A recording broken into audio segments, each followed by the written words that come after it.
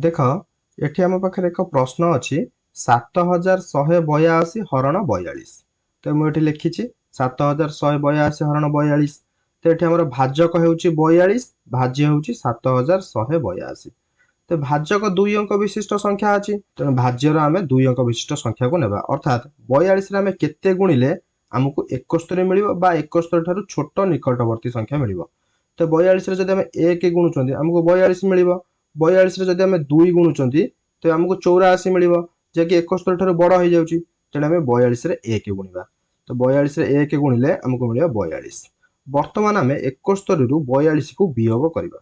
तेज 1 रु 2 को आम वियोग करें, तेणु ये आम दशक घर 1 10 को आना। जदि दशक घर 1 10 आसो तेज दशक घर के रही 6 10 और 1 घर हो 11 1।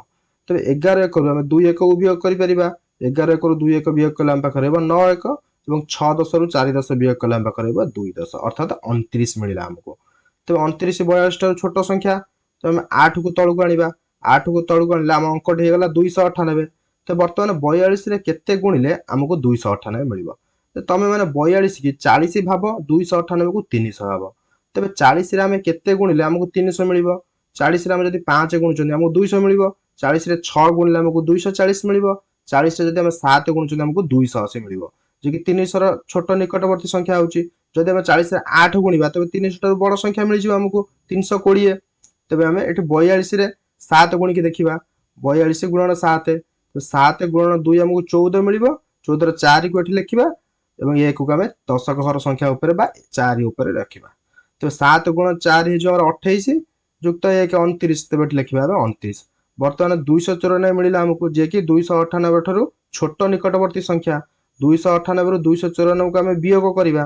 तेज 8 रु 4 वियोग कले आम पाखे रहा 4। दशक घर 9 अच्छे 9 अच्छी 0 हो। शतक घर 2 अच्छी 2 अच्छी 0 हो। तो बर्तमान आम 2 को तलू आना। तो 2 को तलू आनले आमर हो 42। तो बर्तमान 42 केते गुणिले आमको 42 मिल। तो आम जाने 42 1 गुणिले आमको 42 मिल। तो 42 गुणन 1 42। तो 42 रु 42 वियोग कले आम पाखे 0 हो। तो आम कहीपर 7182 हरण 42 हूँ 171। बा 42 जब आम 171 गुणुंट आमको मिल 7182। ठीक अच्छे।